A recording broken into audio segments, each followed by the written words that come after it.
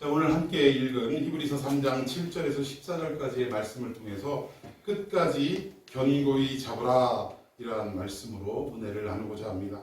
오늘 본문 마지막 절 14절 말씀에서 시작할 때 확실한 것을 끝까지 견고히 잡고 있으면 이라는 이 구절에서 오늘 제목을 따왔습니다. 오늘 본문의 제목 말씀처럼 여러분 끝까지 주님 오시는 그날까지 참으로 약속의 말씀 끝까지 견고히 붙잡고 승리하는 저와 여러분이 되기를 예수님의 이름으로 축원해 드리겠습니다. 우리 지난 시간까지는 모세와 그리스도의 비교하는 그 내용들을 우리가 살펴봤습니다. 근데 이 말씀을 히브리서 기자가 전달한 내용이 왜 그랬느냐? 시대가 그랬다라는 거예요, 시대가. 왜냐하면 유대교에서는 지금 핍박을 받고 있는 이 기독교인들을 향해서 거봐라 뭐 예수며 그리스도며 하면서 나는 뭐 새 생명을 얻었네 어쩌네 하면서 니들 유대교에서 빠져나갔지? 근데 그 꼴을 봐라. 지금 너희들 엄청난 핍박과 박해를 받고 있지 않느냐. 그러니 어서 우리 유대교의 자랑이고 전통인 율법으로 돌아와야 하고 할례로 돌아와야 되고 또 우리가 믿는 조상 누구요? 모세에게로 돌아와야 하지 않겠냐라는 그런 유혹이 어마어마했다는 거예요. 여러분, 우리의 삶이 평안하고 안전할 때 우리의 신앙을 흔드는 유혹이 찾아온다 할지라도 흔들릴 이유가 있겠습니까? 없겠습니까? 평안하고 안전할 때는 그런 얘기 콧방귀로도 듣지 않습니다. 그런데 막상 우리의 삶이 피폐해지고 어려워지고 고달파지면 그것 때문에 혹시 내가 이 어려움을 당하는 것이 아닐까라는 이러한 생각을 하게 되더라는 거예요. 그래서 그 유혹 앞에 쉽게 무너질 수밖에 없는 것이 오늘 저와 여러분들의 실존 모습이라는 것입니다. 또 이런 핍박 속에 있었죠. 유혹 속에 있었죠. 또 다른 핍박은 뭡니까? 이 그리스도 예수를 믿는 자들은 도대체 경제활동을 할 수 없도록 로마 정부가 강압적으로 박해를 하기 시작했다는 거예요. 그동안 일궈왔던 모든 재산들을 다 로마 시내 안에다가 놓고 그 시내 바깥으로 쫓겨나가는 그러한 삶을 살게 되었다는 것입니다. 그러니까 경제활동을 할 수 없다 보니까 우리 부모들 입장에서는 그렇잖아요. 아유, 나 하나 못 먹고 나 하나 괴로움 당하고 나 하나 이렇게 핍박받는 거는 얼마든지 내가 참을 수 있어. 그런데 아주 그냥 토끼 같은 내 새끼들 먹지 못하고 입지 못하고 배우지 못하고 이런 어려움이 찾아올 때 부모로서의 마음이 어떻겠습니까? 흔들리겠습니까? 안 흔들리겠습니까? 흔들릴 수밖에 없는 거예요. 예수가 뭐라고 내 새끼들 저렇게 생떼 같은 내 새끼들을 굶겨야 되는지 뭐 이런 생각이 왜 안 들겠습니까? 그래서 결국은 그렇게 흔들리고 내가 이 예수 그리스도를 붙잡은 손을 놔야 될 것인가 말아야 될 것인가 고민과 고통 속에 빠져있는 이 유대 백성들, 즉 유대 기독교인들에게 오늘 히브리서 기자는 뭐라고 얘기했느냐? 그래, 모세도 좋고 여러 가지 다 좋다. 그런데 모세는 그 하나님의 온 집에 뭐였다고요? 종이었다라고 얘기하지 않습니까? 그런데 예수 그리스도는 어떤 분이셨다고요? 하나님의 집에 아들이시지 않느냐. 종과 아들의 차이는 명백하지 않느냐. 종은 아버지의 유업을 받을 수 있다 없다? 없다는 거예요. 그러나 예수 그리스도는 아들 되심으로 하나님의 모든 유업을 받을 수 있다. 오늘 당장 우리가 힘들고 어렵지만 예수님이 받으신 그 유업은 결국 누구에게 주기 위해서? 우리에게 나눠주기 위해서 받으신 유업이 아니겠느냐. 그러니 조금만 참고 견디고 끝까지 처음 붙잡았던 예수 그리스도를 의지하고 나아가면 종국에는 이 모든 어려움과 박해와 핍박을 이겨내고 하나님이 주시는 영광의 그때를 너희들이 맞이하게 될 것이다. 이게 오늘 본문 앞절까지의 내용이었습니다. 근데 오늘 이제 주제가 조금 바뀌게 됩니다. 어떤 형태로 바뀌냐? 모세나 예수 그리스도라는 지도자에 대한 이야기를 그동안 해왔다면 오늘의 본문의 내용은 이제 그 지도자를 따르는 백성들의 이야기를 지금 하고 있어요. 그런데 그 백성들이 성공한 이야기였느냐? 아닙니다. 실패한 과거의 이야기를 끄잡아내서 오늘 이 시대에도 실패 앞에 무너지고 엎드려지려고 하는 그 위기 가운데 있는 우리 성도들에게 말씀하는 내용이다라고 제가 설명할 수가 있겠습니다. 결국은 너희는 그 실패한 구약의 우리 조상들을 바라보면서 어떻게 해야 된다는 거예요? 그렇게 하지 말아야 한다라는 것을 오늘 히브리서를 통해서 말씀하고 있다는 것입니다. 자, 우리 본문을 한번 돌아가 보겠습니다. 자, 7절. 그러므로 성령이 이르신 바와 같이 오늘 너희가 그의 음성을 듣거든. 8절. 광야에서 시험하는 날 거역하는 것같이 너희가 마음을 완고하게 하였다. 예, 오늘 이 7절과 8절 아니 11절까지의 말씀은 시편 95편에 나오는 그 구약의 말씀을 통째로 인용한 내용입니다.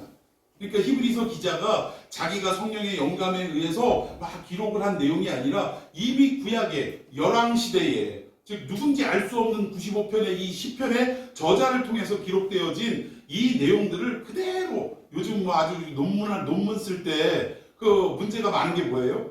표절 아닙니까? 그러니까 쉽게 얘기해서 히브리서 기자는 부정적인 의미에서의 표절이 아니라 긍정적인 의미에서의 그 시편 95편의 내용을 그대로 떠서 옮겨놓는 그러한 작업을 했다라는 것입니다.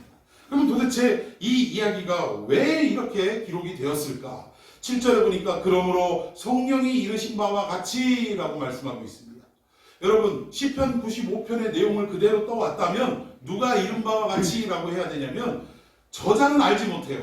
그러나 분명한 건 열왕기 시대에 써졌다라는 것입니다. 그럼 열왕기 시대에 써졌다면 그 시를 쓴 저자가 다윗일 수도 있고 솔로몬일 수도 있고 또 수많은 왕들 중에 하나일 수도 있다라는 것입니다. 그러면 너희 조상 10왕 중에 누군지는 알지 못하지만 그가 이른 바와 같이 라고 하는 게 맞다라는 거예요. 너희의 10왕 중에 한 사람이 이른 바와 같이 라고 이렇게 기록을 하든지 해야 되는데 여기에 성령이 이르신 바와 같이 라고 히브리서 기자가 이렇게 기록을 한 이유는 뭐냐? 물론 구약의 시편 95편의 내용도 어느 누군가 알 수 없는 사람의 손으로 기록이 된 건 사실이지만 그 기록한 원 저자는 누구냐? 그 사람의 손을 빌어서 쓰게 하신 성령님이 아니시냐? 그 얘기예요. 오늘 신약이든 구약이든 모든 성경은 어떻게 된 거예요? 성령의 감동하심으로 된 책으로 여러분 믿으십니까? 오늘 히브리서 기자도 그걸 강조하는 거예요. 내가 비록 시편 95편을 인용해서 너희들에게 기록하지만 이 모든 말씀은 누가 이르신 바다? 성령께서 이르신 바다라는 것을 강조하기 위해서 성령이 이르신 바와 같이라는 말씀을 기록했다라는 것입니다. 그리고 그 다음에 오늘 너희가 그의 음성을 듣거든 이라고 기록을 했는데 오늘은 시제가 어디입니까? 과거입니까? 현재입니까? 미래입니까? 현재 오늘은 현재잖아요. 과거는 어제입니다. 그리고 미래는 내일이라고 할 수 있겠죠. 그런데 오늘 과거에 그 시편 95편에 기록됐던 그 내용을 오늘 이 신약시대의 히브리서 기자가 기록하면서 시제를 뭐라고 했냐면 오늘이라고 이야기를 했다는 거예요. 즉 이 현재라고 말을 하고 있다는 것입니다. 그럼 도대체 히브리서 기자는 시편 95편의 내용을 인용을 했다고 했는데 시편 95편의 사건은 그때 일어난 일인가 아니면 그 이전에 일어난 일인가를 우리가 좀 살펴봤으면 좋겠습니다. 우리 8절 다 같이 읽겠습니다. 8절 시작. 광야에서 시험하는 날에 거역하는 것 같이 너희 마음을 완고하게 하지 말라. 예, 여기 보니까 사건이 일어난 현장이 어디입니까? 광야네요, 광야. 그럼 이스라엘 백성들이 광야에서 어떤 사건이 일어났다. 이게 도대체 언제적 일어난 일일까? 한번 조금 구체적으로 살펴보겠습니다. 시편 95편 7절부터 그는 우리의 하나님이시요 우리는 그가 기르시는 백성이며 그의 손이 돌보시는 양이기 때문이라. 너희가 오늘 그의 음성을 듣거든. 8절. 너희는 무리바에서와 같이 또 광야의 마사에서 지냈던 날과 너희 마음을 완악하게 하지 말지어다. 예, 여기 보니까 시편 기자도 오늘이라는 시제를 지금 쓰고 있습니다. 그리고 8절의 내용을 보니까 이 사건이 언제 일어난 사건이냐면 너희는 무리바에서와 같이 또 광야의 마사에서 지냈던 날과 너희 마음을 완악하게 하지 말지어다. 이 사건 언제예요? 출애굽에서 모세를 따라 광야를 이리저리 헤매고 다닐 때 뭐가 없어서? 물이 없어서 모세를 향해서 죽을 데가 없어서 여기를 데리고 왔냐 막 생난리를 치고 할 때 하나님께서 모세를 통하여 어떻게 하셨어요? 먹을 물을 내주신 사건을 말합니다. 그런데 이 백성들이 했던 모든 행위가 하나님이 보실 때는 어떻게 바라보고 있느냐? 제가 9절 읽겠습니다. 그때 너희 조상들이 내가 행한 일을 보고서도 여기서 내가 행한 일은 뭐예요? 물을 내주신 그 사건을 말하는 것입니다. 나를 시험하고 조사하였도다. 그런 기적들을 수없이 봤음에도 불구하고 건건이 어려움을 닥칠 때마다 어떻게 했다는 거예요? 하나님을 시험하고 하나님을 어떻게 했다고요? 조사했다 이거예요. 조사하면 어떻게 돼요? 다 나온다 이거지. 이러면서 하나님 앞에 그렇게 맞대응을 했다라는 것입니다. 자, 10절 시작. 내가 40년 동안 그 세대로 말미암아 근심하여 이르기를 그들은 마음이 미혹된 백성이라 내 길을 알지 못한다 하였다. 예, 하나님이 수많은 기적을 눈으로 체험하고 겪고 살아왔던 그들의 인생이었지만 그들은 그때마다 어려움 닥칠 때마다 하나님을 향해서 맞대응을 했다라는 거예요. 그래서 무리바 또는 마사라고 이름 지은 게 뭐예요? 이 백성이 누구와 다투었다? 나와 다투었다 이거예요. 하나님과 다투었다. 사실은 누구랑 다툰 거예요? 모세하고 다툰 겁니다.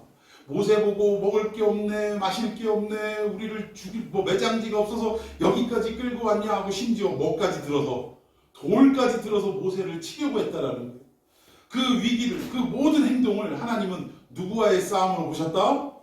당신과의 싸움으로 보셨다는 거예요. 이 백성이 지금 모세를 향해서 욕하고 돌을 치려고 하지만 이 행위가 누구를 향한 행위다? 나를 향한 행위가 아니냐라고 하나님이 그렇게 인정하시고 이 지역을 마사 또는 무리바라고 이름을 지었다라는 것입니다.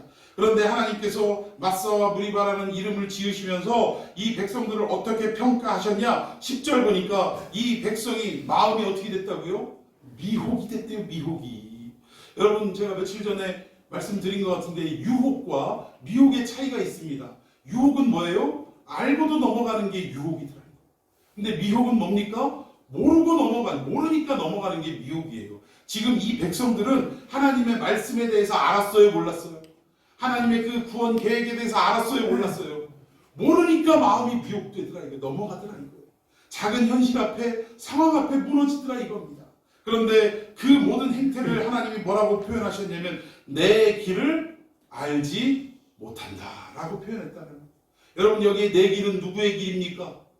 하나님이 예비하신 길이에요. 이 백성을 애굽에서 건져내서 홍해를 건너게 하시고 40년 광야를 유리하게 하셨다가 마침내 약속의 땅 가나안으로 입성하게 하시는 것, 그곳에서 영원토록 왕노릇하게 하시는 것이 하나님의 계획이라는 거예요. 하나님이 예비하신 길이라 이 말입니다. 그런데 이 하나님이 예비하신 길을 이스라엘 백성들은 어떻게 했다고요? 알지 못했다는 거예요. 하나님의 길을 알지 못한 것, 마음이 미혹됐기 때문이고 그 마음에 결국 미혹이 됐다는 건 뭐냐? 한마디로 말하면 그 마음에 욕심과 탐심이 가득하기 때문에 그렇다라고 말씀할 수가 있습니다. 여러분 이 백성들이요, 우리가 성경 읽을 때는 야 못돼도 이런 못된 놈들이 있나? 세상에 홍해를 건너게 하셨는데 어떻게 그렇게 금방 하나님 앞에 대적질을 하고 이 난리를 칠까? 욕합니까? 안 합니까?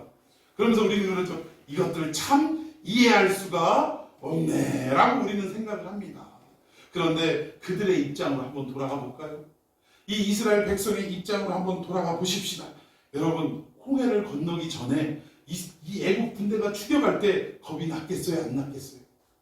어찌해서 그들이 이 바로의 명령을 듣고 이 애국에서 탈출을 할 수는 있었는데 바로가 마음이 바뀌어가지고 군대를 보낼 때 자기들은 싸울 군사도 없었어요. 이거 어떻게 해야 될지 알지 못하는 두려움이 가득했을 거라는 거예요. 그럼 그때 인간이라면 욕이 나옵니까? 안 나옵니까? 왜 우리 여기까지 데리고 왔냐고 어떤 원망과 불평이 나오겠습니까? 안 나오겠습니까? 당연히 나올 수밖에 없다라는 거예요. 그런데 그 상황 속에서도 오늘 너희들을 구원하시는 하나님의 손길을 보라라고 모세가 외치고 지팡이를 어떻게 했어요? 홍해를 어떻게 했어요? 그냥 확 갖다 내리쳐버렸어요. 그냥 이게 성경을 제대로 읽어야 돼요. 성경을 내리친 게 아니라 홍해를 내리친 게 아니라 지팡이를 앞으로 내밀어서 그렇게 하고 있었더니 하나님이 동풍을 불어가지고 어떻게 하셨어요? 물이 갈라지게 하시고 밤새도록 그 동풍을 통해서 이 바닥이 분명히 젖은 땅이었을 텐데 바다 밑에 있으니까 젖은 땅이겠죠. 그런데 그때 이 동풍으로 말미암아 여러분 동풍은요 저 오른쪽 사막 한가운데서 불어오는 뜨거운 열풍입니다. 그 열풍을 오늘날 우리 추울 때 트는 히터 바람처럼 하나님이 초자연 그것도 어마어마한 강풍에 히터를 틀으셔서 이 바다 밑바닥까지 싹 말려버리셨다는 거예요. 그리고 그 땅을 건너오고 많은 땅을 건너오고 추격하던 애국 군대는 그 중간에 왔을 때 물로 수장해버리는 놀라운 기적을 목격했다라는 것입니다. 이 목격을 했을 때 미리암을 주축으로 해서 뭐 소고치고 뭐 여러 가지 악기를 동원해서 뭐라고 그랬어요? 우리 하나님이 말과 적군을 다 이기셨다고, 하나님 최고라고 아주 찬송을 만들어가지고 찬양을 만들어서 높여드렸다. 근데 그 찬송의 가사가 채 씻기도 전에 어떻게 됐어요? 물이 없다고 난리를 치고 하나님을 대적하는 그런 일들이 있었다라는 것입니다. 근데 그도 그럴 것이, 그 광야 40년 여정 속에 하나님이 뭘 주셨냐면 물도 주셨고 매일같이 하늘로부터 만나도 주셨어요. 그런데 한번 생각해 보자고요. 오늘 내린 만나 감사히 먹긴 먹었어요. 그런데 내일은 만나가 내릴까 안 내릴까 걱정이 됩니까 안 됩니까? 이걸 누가 보장하냐고요. 오늘 내가 하나님 은혜 가운데 사업이 잘 됐어요. 응? 또 우리 좀 더 구체적으로 말할까요? 우리 집사님 보험 영업이 잘 됐어요. 그럴 때 있잖아요. 이달은 아주 기가 막히게 히트를 쳤어. 그런데 다음 달에는 될까? 걱정이 돼야 안 돼요. 아우, 경제는 어려워지고 사람들 주머니는 자꾸 그냥 막 집어넣고 안 꺼낸다는데 이거 계약이 잘 될까? 걱정이 되더라고요. 한 달도 걱정이 되는데 매일같이 먹을 것이 없는 그 땅, 전갈과 불뱀이 있고 또 어려움과 고통이 따르는 그 땅, 그 광야에서 오늘 먹었던 만나는 내가 만족하지만 내일 만나가 또 내릴까라는 의심과 걱정과 두려움이 왜 매일같이 없었겠냐 이거예요. 우리 같으면 아이고 저것들 믿음도 없어 뭐 이러면서 아이고 어제도 주셨고 그저께도 주셨는데 오늘은 안 주실까? 이렇게 생각할지 모르지만 막상 이 모든 상황을 우리의 삶으로 대비해 보자고요. 어제 잘 됐고 오늘 잘 됐어도 내일이 잘 될까가 걱정과 근심이 밀어닥치는 게, 그것도 주변의 환경과 상황 때문에 밀어닥치는 것이 우리 인간의 본성이다 이 얘기입니다. 40년 동안을 이들은 그렇게 살아왔어요. 40년을. 물이 없어서 걱정, 먹을 게 없어서 걱정, 오직 뭐만 바라봤어요? 세상에 하나님이 딴 거 보지 말래요. 주변 상황이 이렇게 험하고 참으로 열악한데도 하나님 뭐만 보라고 그러셔요? 구름 기둥과 불 기둥 그거만 보고, 야 떠오르면 텐트 걷고, 구름 기둥이나 불 기둥이 내려앉으면 어떻게 해요? 텐트 치고, 이것만 하고 살아라라고 말씀하시니 이들이야말로 미래에 대한 걱정과 근심이 왜 안 생겼겠냐 이거예요. 이들이 불평하고 불만하는 것 얼마든지 사실은 우리가 그들의 입장에서 서서 보면 이해할 수 있는 일이다 이 얘기입니다. 40년을 하나님은 그거 고치기 위해서 훈련시키신 거예요. 군대 가면 뭐 친다고 그래요? 뺑뺑이 친다고 그러잖아요. 이 뺑뺑이 친 원인이 40년인데 왜 40년을 쳤느냐? 하나님이 이렇게 매일같이 먹이시고 입히시고 하나님만 의지하면 해결된다는 것을 보여주셨는데도 인간적인 측면으로 생각할 때는 못 믿어요. 못 믿어. 이런 이스라엘 백성들을 그래도 하나님이 이끄셨는데 이 홍해를 건너고 나서 가나안까지 입성하는 길을 성경에서는 며칠 거리라고 얘기를 하냐면 10하루길이라고 얘기하고 있어요. 아무리 이들이 어렵고 힘들어도 하나님 말씀에 의지해서 모세를 따라가면 며칠이면 가나안 들어간다 이거예요. 10하루면 들어간다 이 얘기입니다. 그런데 10하루는 고사하고 야, 이 땅이 정말 우리가 들어가서 살만한 땅이냐 아니냐 누구를 보내요? 정탐꾼을 보냈다 이거예요. 많은 사람들이 이 정탐꾼을 보낸 것이 하나님의 명령이라고 착각하는 분들이 많습니다. 여러분, 하나님은요, 그 땅은 무슨 땅? 너희들에게 주는 약속의 땅, 하나님 그것을 끝이에요. 그러니까 너희들은 뭐만 하면 돼? 내가 이 땅을 이미 너희에게 주었노니, 줄 땅도 아니에요. 주었노니 과거형으로 이미 주셨다 이거예요. 그럼 우리는 그 말씀 믿고 어떻게 하기만 하면 돼요? 순종하기만 하면 돼요. 그 땅 들어가라고 하면 군인도 없고 무기도 변변한 게 없지만 하나님 말씀 듣고 그냥 이미 주신 땅 하고 아멘 하고 그곳으로 들어가면 그만이다 이거예요. 그런데 이들이 그 가데스 바네아 그 가나안 초입에서 무슨 짓을 저질렀느냐? 지파마다 한 사람씩 대표를 뽑아가지고 뭘 보냈다고요? 12 정탐꾼을 보냈다 이거예요. 근데 정탐을 며칠 동안 하고 왔죠? 40일을 정탐을 하고 돌아와서 보고를 하는데 사실 인간적인 측면으로 제대로 된 보고를 한 사람은 누구예요? 10명의 정탐꾼이 맞습니다. 오히려 여호수아 갈렙 이 두 정탐꾼은 거짓 보고를 한 거나 진배가 없어요. 그런데도 불구하고 이 두 사람의 거짓 보고는 거짓 보고가 될 수 없는 것이 왜입니까? 하나님이 그들에게 주신 약속을 믿고 약속대로 보고를 한 거기 때문에 그렇더라고요. 근데 나머지 10명은 어때요? 현실만을 보고 와서 이거는 아니야. 우리 거기 가면 메뚜기 떼라. 다 잡아먹혀. 큰일 나. 이렇게 보고를 했다라는 것입니다. 하나님이 이들의 악평을 듣고 온 이스라엘 백성들이 난리가 난 이 상황을 보고 뭐라고 하셨어요? 오늘 내 귀에 너희들의 음성이 들린 대로 어떻게 하리라? 행하리라. 해서 하루를 1년으로 잡아서 몇 년을? 40년을 군대 가서 치는 뺑뺑이를 치기 시작하게 만든 거예요. 여러분 군대에서 뺑뺑이 왜 시킵니까? 선착순 아주 나 이게 선착순 기억만 해도 아주 이게 끔찍한데 차라리 그냥 달리고 오면 끝이어야 되는데 선착순으로 잘라요. 뭐 3명이면 3명, 5명이면 5명 잘라놓고 나머지 그 안에 못 들어온 사람 어떻게 해야 돼요? 다시 또 떼야 돼. 아주 이거 몇 번만 하면 진짜 허파가 아주 그냥 입 밖으로 나오는 것 같아요. 숨을 못 쉬겠어 숨을. 제일 싫은 게 이게 선착순이더라고요. 근데 아무튼 이 백성들을 왜 이렇게 뺑뺑이를 쳤느냐? 결국 뺑뺑이를 통해서 어느 순간인가 이 군인들이 뭐가 좋아져요? 뺑뺑이 치다 보면 기합받고 막 훈련받고 이러다 보면 나도 모르게 체력이 좋아집니다. 전쟁터에 나가서 싸울 수 있는 체력을 완비하게 되더라는 것입니다. 여러분 참 무서운 얘기인데 제가 군대 가기 전에 좌골신경통이 있었어요. 좌골신경통이 이게 오른쪽으로 막 저 발끝 엄지발가락 끝까지 막 찌릿찌릿하고 앉아있지도 못하겠고 서있지도 못하겠고 그 저림이 어마어마한데 어디 가서 고친 줄 아세요? 군대 가서 고쳤어요. 아침에 새벽 나팔 딱 하고서 뭐 이렇게 저거 한 다음에 뭐 뜁니까? 구보 뛰잖아요. 원가빨로 그냥 우통 먹고 구보 뛰고 매일같이 이거 하고 뭐 훈련 받고 맨 운동 아닙니까? 이거 한 달 했더니 이거 없어졌어요. 고쳤어요. 저는 군대 가서 아주 그냥 젊었을 때 지긋지긋했던 좌골신경통을 고쳤더라는 거예요. 그 말은 뭐예요? 제 체력이 그만큼 좋아졌다는 얘기 아니겠습니까?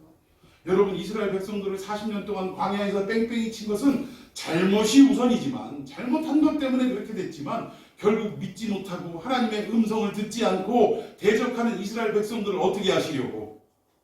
고치시려고 아주 그냥 하나님 말씀이라면 아멘 할 수 있는 인간들로 만드시려고 40년을 그 물도 없고 먹을 것도 없는 광야를 헤매이도록 뺑뺑이를 치게 만드셨다라는 사실입니다. 여러분 결국 끝까지 이스라엘 백성들은 어떻게 하나님 말씀 안 들었습니까? 들었습니까? 아유 40년도 안 돼. 우리 군대 그 1년 6개월 갔다 온다고 사람 안 고쳐지더라고요. 예? 하여튼 그것처럼 40년을 고쳐도 안 고쳐지는 게 우리 인간들이라는 것입니다. 그런데 그 안 고쳐진 이유가 뭔가 봤더니 한번 야고보서 1장 19절 읽어봅시다. 시작. 네, 사랑은 예, 좀 약하네요. 다시 시작. 내 사랑하는 형제들아 너희가 알지니 사람마다 분명히 속게 하고 말하기도 되게하며 성내기도 되게하라. 예, 여기 말과 성내는 것을 사실은 한 묶음으로 지금 설명하고 있습니다. 결국 이건 뭐냐? 이스라엘 백성들이 40년을 훈련시키고 하나님이 40년을 말씀하시는데도 듣지 않고 고쳐지지 않은 이유가 뭐예요? 들으면서 어떻게 했다는 거예요? 자기가 먼저 말하고 자기가 승질내면서 말했다 이거예요. 여러분 우리 사람들도 대화 안 되는 사람이 뭐예요? 한쪽 편 얘기를 가만히 들어보고 그리고 그 얘기 들은 거에 대해서 답을 내고 이래야 되는데 말이 대화가 안 되는 사람은 둘 중에 하나가 어떤 사람이에요? 이 사람은 조리 있게 뭔가를 말하는데 들어요 안 들어요? 이 사람 말하는데 듣지 않고 거기다 갖다 막 승질을 내면서 지 할 얘기만 막 쏴붙이는 거예요. 이거 서로 얘기가 됩니까 안 됩니까? 안 되는 거예요. 하나님이 지금 이스라엘을 깨닫게 하고 고치시기 위해서 말씀해 주시는데도 이스라엘 백성들은 그 말이 끝나기도 전에 뭐예요? 아이고 죽겠네 죽겠어. 우리를 그냥 요 모양 요 꼴로 만들려고 여기까지 데려오신 거냐? 뭐 이러면서 승질내면서 거참 하나님 계시면 좀 제대로 하시든지 안 계시면 속이지나 말든지 뭐 이러면서 막 그 하나님의 음성에 귀를 기울이지 않았다. 그러니 하나님 말씀이 여러분 믿음이 어디서 생겨요? 들으면서는 아는데 듣지 않으니 믿음이 생깁니까? 안 생깁니까? 안 생길 수밖에 없는 상황이라는 거예요. 결국 잠언서에 보니까 왜 이렇게 사람들이 하나님의 말씀을 경청하지 않는가 원인에 대해서 한 가지씩 이렇게 설명한 내용이 있는데 우리 잠언 18장 13절 한번 보십시다. 시작. 사연을 듣기 전에 시작. 그래요. 제가 읽겠습니다. 사연을 듣기 전에 대답하는 자는 미련하여 욕을 당하느니라. 이걸 우리식으로 말하면 추측성 또는 추측하는 마음 이렇게 설명할 수 있어요. 사연을 다 들어야지. 상대방 얘기를 다 듣고 나서 그리고 나서 답을 해야 이게 대화가 이루어지는데 상대방의 사연을 듣기 전에 먼저 지가 먼저 얘기를 하더라 이거예요. 그러니까 이 사람이 말을 할 때 미리 추측을 하는 거예요. 이 사람 생각이 뭐다? 이런 것 때문에 지금 이 얘기를 꺼내는구나. 이런 거 있지 않습니까? 뭐 예를 들어서 우리 교회는 그렇지 않습니다만 교회 건축을 지금 막 회의를 하고 있는데 목사님이 갑자기 구약에 막 솔로몬이 성전 건축을 하는 이런 설교를 한다거나 다윗이 막 그걸 건축하고 싶어갖고 안다라는 내용으로 막 설교를 한다거나 그러면 우리는 그 설교를 다 듣기 전에 마음속에 뭐예요? 뭐라고 해요? 아이고 성전 건축하려고 목사님 애쓰는구먼. 미리 포석을 까는구먼. 해요 안 해요? 그러니까 귀에 들립니까 안 들립니까? 그 다음 얘기는 귀에 들리지 않는 거예요. 이미 추측해버리고 이 사람이 이것 때문에 이런 말을 하는구나 라고 하니 그 다음 얘기는 아예 들리지가 않더라 이겁니다. 잠언 18장 13절에 이 말씀을 하는 거예요. 사연을 듣기 전에 대답하는 자. 누군가가 말하기도 전에 이미 자기 생각을 딱 추측해버리고 말을 해버리면 결국은 이게 이루어질 수 없다라는 것입니다. 자, 두 번째 잠언 29장 20절입니다. 시작. 내가 많이 조급한 사람을 보냐 그보다 미련한 자에게 오히려 희망이 있느니라. 예, 두 번째는 말이 어떻게 한 사람이요? 조급한 사람. 그래서 이걸 조급심 때문에 하나님 말씀을 듣지 않는다 이거예요. 이 조급함은 왜 생깁니까? 여러분 중요한 것은 하나님이 우리 인간을 향해서 아니 온 우주를 향해서 하나님이 펼치시는 모든 일은 누구의 시간에 맞춰서 이루어 가시는 거예요? 여러분 진짜 믿으십니까? 그런데 우리 인간은요, 하나님은 묵묵히 당신의 시간표에 맞춰서 타임테이블에 맞춰서 하나하나씩 이루어가고 계시는데 우리는 그 시간을 기다려요 못 기다려요? 못 기다리는 거예요. 하나님은 우리 개인 한 사람을 물질적인 어떤 어려움에서도 구원해 주실 때도 하나님의 시간에 맞게 구원하시지 우리가 원하고 우리가 바라는 그 시간에 우리의 시간에 맞춰서 역사하시는 분이 결코 아니라는 사실입니다. 그런데 우리가 원하는 시간에 이루어지지 않으면 뭐가 생겨요? 우리 마음에 조급함이 생기더라 이거예요. 그러면서 하나님 앞에 기도할 때 뭐라고 그래요? 빨리요 빨리! 그러면서 막 구체적으로 또 기도를 하세요. 제가 지금 사업하는데 부도날 위기입니다. 몇 년, 몇 월, 며칠, 얼마를 몇 시까지 딱 우리가 은행에다 입금하지 않으면 제가 완전히 절단이 나는 상황이니 하나님 그 시간에 어떤 방법을 통해서라도 딱 은행에 입금할 수 있도록 해주십시오라고 막 부르짖어요. 이게 조급함입니까? 아닙니까? 내 사업이 12번 엎어지고 그런 한이 있어도 하나님의 시간표를 묵묵히 바라보면서 하나님이 하시는 일이 여러분 중요한 건 뭐예요? 하나님은 옳은 일을 하시는 분이 아니라 하나님이 하시는 모든 일이 옳은 일이다. 여러분 믿습니까? 이거 우리 믿고 가야 돼요. 우리에게 있어서 옳은 일은 우리의 시간대에 빨리 역사해 주시는 것이 옳은 일이지만 하나님은 그렇게 역사하는 분이 아니라는 거예요. 하나님은 당신의 시간표에 따라 당신이 하시는 모든 일이 가장 선한 일이고 옳은 일이다라고 말씀하고 있습니다.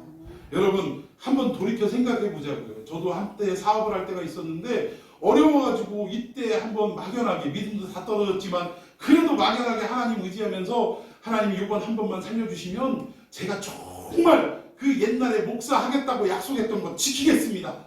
뭐 이렇게까지 얘기하면서 기도를 했는데 이루어졌을까요? 안 이루어졌을까요? 안 이루어졌어요. 쫄딱 망했어요. 쫄딱 망했어요. 근데 그때 그 순간에는 무슨 마음이 드냐면 원망이 들더라고요. 아니 내가 목사 하겠다는데 왜 이러세요? 나한테 왜 이러시냐고 진짜 막 이러면서 불평하고 원망하고 했는데 세월이 지나서 믿음을 회복하고 하나님이 하시는 일들이 어떤 일들인지 깨달아 가다 보니까 이제 과거를 생각하는 거예요. 그때 하나님 나한테 이렇게 역사해달라고 기도했던 내용들이 생각이 나는데 만약 그때 하나님이 응답해 주셨다면 아이고 이놈 자식이고 얼마나 힘들까. 그래 내가 지금 주면 안 되는데 네가 하도 안달을 하니까 어떻게 지금 주마 하고 주셨다면 어떻게 됐겠어요? 12번도 제 인생에 절단이 나실 겁니다. 여러분들도 마찬가지예요. 그때 그토록 원하고 소원하고 하나님 이루어달라고 기도했는데 안 이루어진 것들 시간이 지나고 나서 되돌아보면 그때 이루어졌으면 어떻게 됐을 것 같아요? 큰일 났을 거예요. 이거 인간끼리도 그렇습니다. 한 사람이 정말 사업을 잘 나가다가 뭐 망할 위기, 아주 거의 망하기 직전이에요. 근데 아는 사람, 친한 사람한테 찾아가고 지금 나 1억만 빌려줘. 나 이 1억만 있으면 나 지금 이 옛날에 했던 수백억짜리 사업 다시 일으킬 수 있어. 정말 이렇게 얘기하면서 막 빌려달라고 하는데 빌려줘요, 안 빌려줘요? 그때는 빌려달라고 했을 때 안 빌려주니까 야속합니까, 안 야속합니까? 야속한 거예요. 내가 너한테 얼마나 잘했는데 이런 일이 있냐라고 생각하지만 훗날 지나가 보니까 그때 그 1억 빌렸으면 갚을 수 있었어요, 없었어요? 못 갚았던 거예요. 오히려 친구 인생마저도 망칠 뻔했던 일이 그때 그 일이었다는 거예요. 하나님과의 우리의 관계도 하나님의 타임테이블을 우리가 그냥 잠잠하게 지켜 바라보고 기다린다면 우리의 인생은 결국 복된 인생이 될 줄로 믿습니다. 근데 우리가 조급한 마음을 가지고 하나님의 타임테이블을, 하나님이 하시는 말씀을 듣지 않으니까 결국 어떻게 되는 거예요? 그 말씀이 귀에 들어와요, 안 들어와요? 안 들어오게 되더라고요. 경청하지 않는 이유가 바로 이겁니다. 마지막 세 번째, 잠언 12장 15절 시작. 미련한 자는 자기 행위를 바른 길로 여기나 지혜로운 자는 공고를 듣느니라. 예, 이거 보니까 미련한 자는 자기 행위를 바른 줄로 안 돼요. 내가 그동안 이렇게 해왔고 공부했고 경험했고 그동안 쌓아온 노하우가 축적돼 있으니 하나님 말씀 필요 있어 없어? 없다 이거예요. 이 정도는 하나님 그냥 의자에 앉으셔서 좀 쉬고 계세요. 제가 이 정도는 제가 할 수 있습니다. 이게 우리의 마음인데 그 마음을 무슨 자라고 그래요? 미련한 자라고 얘기하는 거예요. 우리는 크고 작은 일에 구분이 있는 것이 아니라 어떤 일이든지 간에 이 모든 일을 해결할 수 있는 분은 누구라고 여기고 살아야 돼요? 하나님이라고 여기고 살아야 한다는. 작은 일은 우리가 기도도 안 하고 일할 때 많습니다. 그러나 큰 일 앞에는 기도하는데 작은 일 앞에는 아유 뭐 이 정도야 뭐 굳이 기도까지 그냥 뭐 굳이 이런 생각을 하는지 안 하는지는 모르지만 그냥 넘어갈 때가 많이 있다는 거예요. 결국 이걸 뭐라고 하냐? 자만심이라고 하는 거예요. 모든 나의 인생을 하나님 앞에 맡겨드리는 마음이 아니라 나도 요점을 할 수 있죠 라는 이 자만심 때문에 그렇다라는 것입니다. 미련한 자는 자기 행위를 바른 줄로 여기지만 지혜로운 자는 어떻습니까? 권고를 듣는데요. 누구의 권고? 하나님의 말씀을 듣는 지혜가 있다 이 말입니다.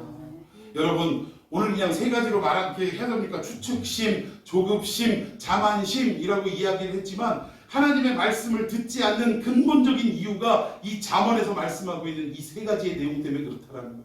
우리 각자의 삶에 잘 대입하시고 여러분들 이 모든 일들을 어떻게 해요? 경책하고 경계하며 멀리하는 역사가 있기를 예수님의 이름으로 축원해 드리겠습니다. 자, 우리 이제 본문으로 다시 돌아가 보십시다. 자, 우리 13절 한번 읽습니다. 시작. 오직 오늘이라 일컫는 원하에 내일 피차 운명하여 너희 중에 누구든지 죄의 유혹으로 완고하게 되지 않도록 하라. 우리가 시작할 때 확신한 것을 끝까지 견고히 잡고 있으면 그리스도와 함께 참여한 자가 되리라. 15절. 예, 여기까지만 읽겠습니다. 여기 보니까 13절에도 히브리서에 오늘이라고 시제가 표현되어 있고요. 15절에도 또 오늘이라고 지금 현재형으로 표기가 되어 있다는 거예요. 그런데 이 모든 사건은 시편 95편에서 인용한 내용이다라고 했는데 시편 95편이 기록된 당시도 사실은 현재입니까? 과거입니까? 사건 자체는? 과거였죠. 과거.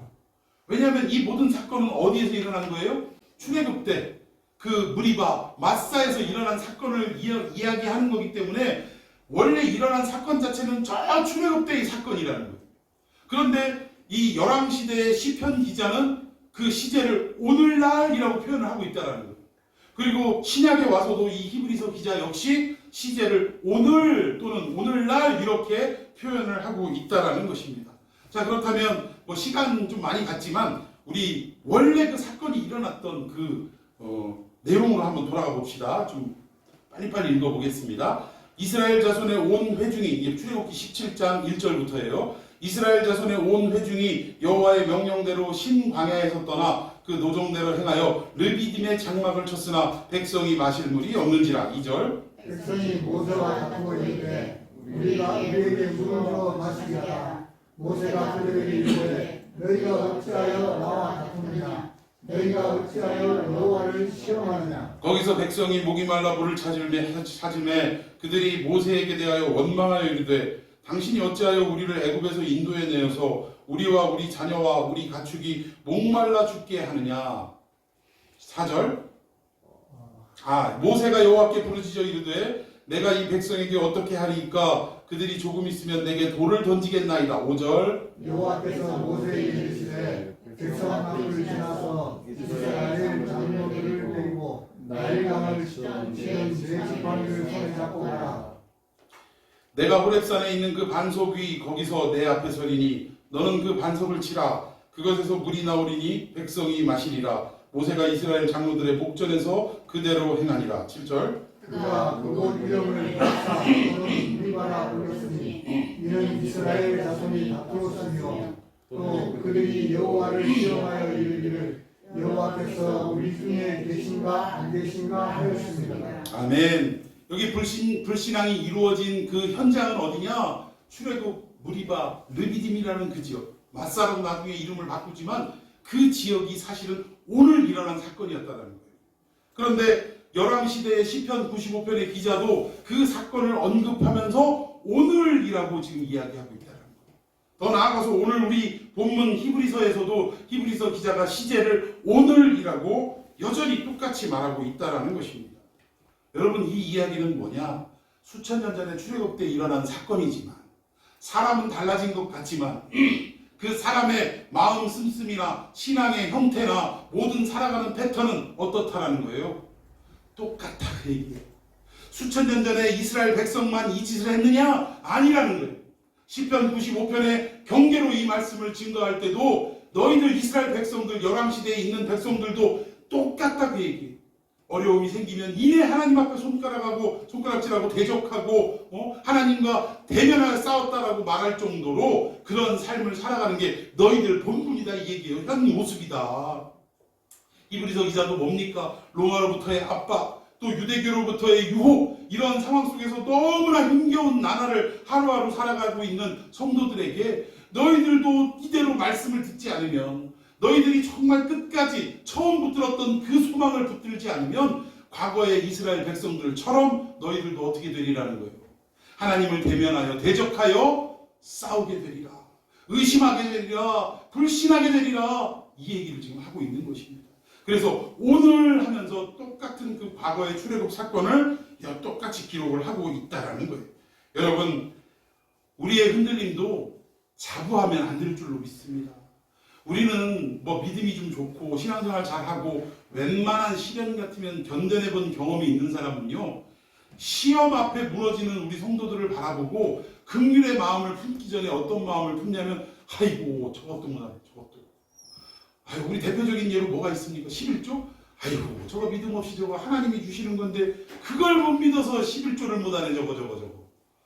그 사람의 형편, 지금 이스라엘 백성들처럼 하나님 말씀을 듣지 않아서, 경청하지 않아서 흔들리고 불신하고 있는 그 상황을 우리가 이해하고, 아이고 네가 아직 어리구나, 네가 아직 어려서, 신앙이 어려서 그러구나 라고 보듬어주고 품기 전에 먼저 어떤 마음부터 드냐면, 아이고 11조를 못하다니.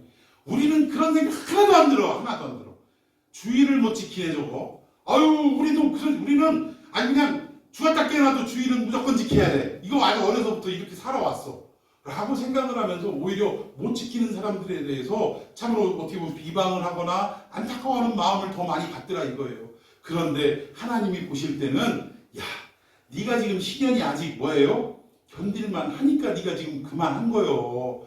더 어려운 시험이 너에게 닥치면 너도 역시 이스라엘에 물이 없다고 난리치는 이스라엘 백성하고 다를 바가 없는 게 너희들 아니냐라고 지금 성경을 통해서 시편 95편이나 히브리서 본문 말씀을 통해서 여전히 우리에게 말씀하고 있다는 거예요. 그러니까 믿음 좀 있는 것 같다고 자부할 것 없다. 지금 내가 견디는 시련이 견딜만 하니까 버티는 거지, 더 어려운 상황에 치닫으면 어떻게 변할지 모른다는 거예요. 여러분, 지금 코로나 때문에 교회가 대면 예배가 지금 폐지된 지가 한참이 됐습니다. 그런데 지금은 대면 예배 드리다가 걸리면 기껏해야 한 사람당 얼마씩이에요? 10만 원. 까짓 10만 원. 에이, 걸리면 걸려. 할 수 있어요, 없어요? 있어요. 그리고 교회가 재정이 어느 정도 넉넉하면 여기에서 코로나가 누군가가 발생이 돼서 거기에 대한 구상을 한다고 하니까, 아이고 우리 헌금 재정 가지고 얼마가 될지 모르지만 어떤 교회는 1억 얼마를 달라고 하고 이런다면서요. 그 정도는 우리가 할 수 있으니까 걱정하지 말고 우리 예배 드리자라고 할 수는 있을 거라는 거예요. 그런데 한번 상황을 좀 더 진전해가지고 우리가 상황이 그렇게 펼쳐진다고 생각합시다. 교회 와서 예배 드리면 발각되는 즉시 어디로 가요? 즉시 형사처벌해서 교도소에 집어넣는다라고 생각을 해보세요. 여러분 떨려서 교회 나올 수 있겠습니까? 아주 직장에서도 아예 이런 사람들은 회사를 못 나오게 해야 되고 우리 먹고 살 수 있는 길을 원천봉쇄해버린다면 여러분 지금처럼 쉽게 교회 나올 수 있겠어요? 그럴 수 없다라는, 장담할 수 없다라는. 물론 여러분들은 믿음이 좋아서 그 정도까지도 이겨낼 수 있다라고 저는 믿습니다만 우리가 감당하기조차 어려운 시련이 닥치면 우리도 지금 이전에 아무것도 아닌 것 같고 넘어졌던 불신과 불평으로 넘어졌던 이 사람들과 똑같이 되지 않으리라는 법이 있어요, 없어요? 장담할 수 없다라는 것입니다. 오늘 히브리서 기자는 그걸 지금 얘기하는 거예요. 안 그래도 끝까지 이 믿음을 붙잡고 흔들리지만 버티려고 애를 쓰는 성도들에게 이 편지를 쓰면서 이 상황을 지금 설명을 하는 것입니다. 그리고 마지막 우리 14절을 한번 읽어봤으면 좋겠습니다. 시작! 우리가 시작할 때에 확실한 것을 끝까지 견고히 잡고 있으면 그리스도와 함께 참여한 자가 되리라. 히브리서 당시에 지금 어려움을 겪고 있는 그 성도들에게 마지막으로 선언한 말씀이에요. 그게 뭡니까? 우리가 시작할 때 확신했던 것. 그게 뭐예요? 우리가 믿음 생활, 기독교라는 어떤 이 종교의 신앙을 처음으로 가지면서 확신했던 게 뭡니까? 여러분 다른 거 없어요. 우리가 죽음에서 다시금 생명으로 옮겨졌던 사건은 뭐예요? 예수 그리스도가 십자가에서 어떻게 하셨으므로? 죽으셨으므로 물과 피를 아낌없이 쏟아 부으셨으므로 우리가 구원을 받은 거 아닙니까? 그때 우리의 믿음이 시작한 그 사건이 바로 십자가 아닙니까? 그 십자가의 희생, 예수 그리스도의 헌신, 이걸 우리가 어떻게 붙잡고 있다고요? 그 확신했던 것을 언제까지?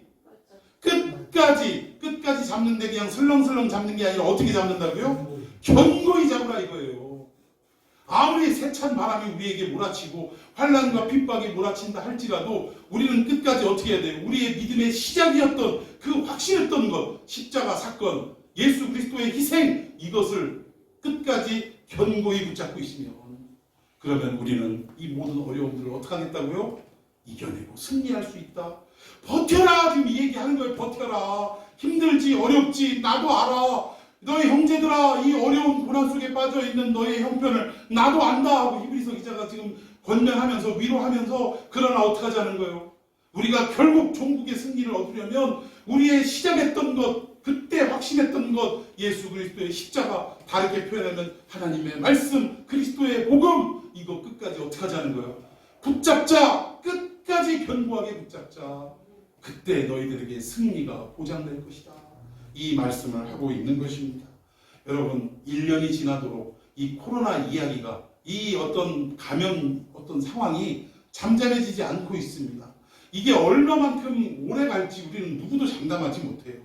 그러나 분명한 것은 지금 한국 교회 안에서만도 교회를 나가지 않는 이런 성도들, 그나마 온라인으로 예배를 드리다가 그조차 드리지 않는, 즉 믿음에서 점점 떠나가는 형제들, 히브리서에서 말씀하는 것처럼 물에 떠내려가는, 흔들려버리는 이런 성도가 점점 많아지고 있는 것은 분명한 현실이라는 거예요. 이런 시대 속에 우리가 지금 살아가고 있는데 그때 우리가 취해야 될 점은 무엇이냐? 하나님 말씀 경청하라 이거예요. 조급한 마음 갖지도 말고 미리 추측하지도 말고 자만하지도 말고 끝까지 하나님 말씀 잘 듣고 경청하면, 들으면 어디 믿음은 어디서 난다고요? 들으면서 난다 아닙니까? 우리의 믿음이 더욱더 견고해질 줄로 믿습니다. 그리고 견고해진 우리의 믿음은 시작할 때 확신했던 그 그리스도의 복음 끝까지 붙들게 되고 의심이나 걱정이나 이런 것들을 하지 않고 결국은 예수 그리스도 그분만 바라보게 될 수 있게 된다는 거예요. 그러면 결국 마지막 승리는 우리에게 보장이 된다 이 말입니다. 여러분 힘들고 어려운 이 시대를 오늘 이 말씀 붙들고 승리하는, 이겨내는 저와 여러분이 되기를 예수님의 이름으로 축원해 드리겠습니다.